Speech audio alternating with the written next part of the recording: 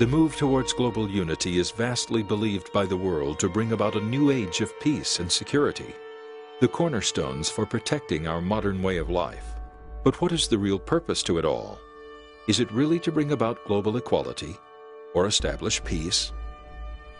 Or does it really come down to what's most important to the people of this world? Money. When it comes down to it, everything is controlled and revolves around the world's financial systems. Food, medical care, transportation, shelter, technological advancement and entertainment. A collapse in these systems would result in the loss of the quality of life so many have become accustomed to.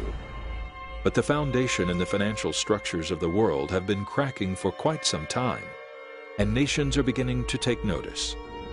The final piece, laying the groundwork for the prophetic globalization puzzle, is financial unification.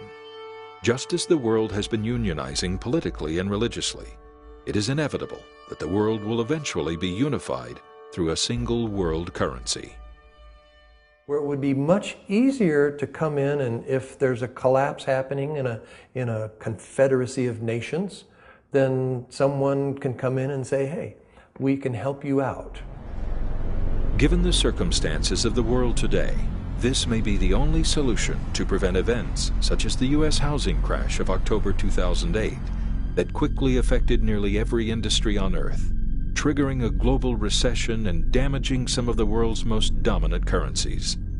We have begun to realize just how intertwined and fragile our global financial systems truly are. As long as we live under the current economic structure, the world lives under the threat of future global economic depression or even collapse. The move towards global financial control is already happening in various areas. In the European Union, as they've established a one currency between the nations, I've seen this in my lifetime.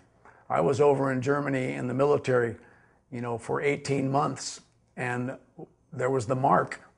In France, there was the franc. Various countries, they had their individual currencies.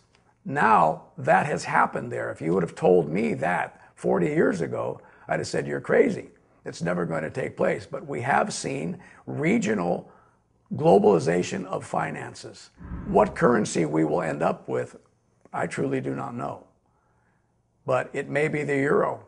It may be something from some other worldwide source. It might be a new currency that no one's ever heard about that will indeed be the worldwide currency. Don't think it could ever happen. It's already begun. At a recent G8 summit in Italy, the leaders of the world discussed their growing concern over global financial security and openly discussed drastic new ideas to create financial stability. It was during this summit that the idea of a global currency was officially born. This is the first minted prototype that was presented to and discussed by the leaders of the world at the G8 summit, including Barack Obama of the United States and the President of the European Union.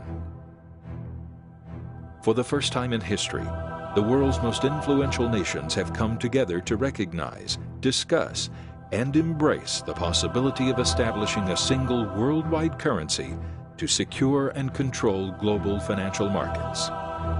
In fact, this coin was also presented to the Pope of the Catholic Church by representatives of the Royal Canadian Mint, seemingly foreshadowing the future foretold by prophecy and the unification between politics, religion, and finance.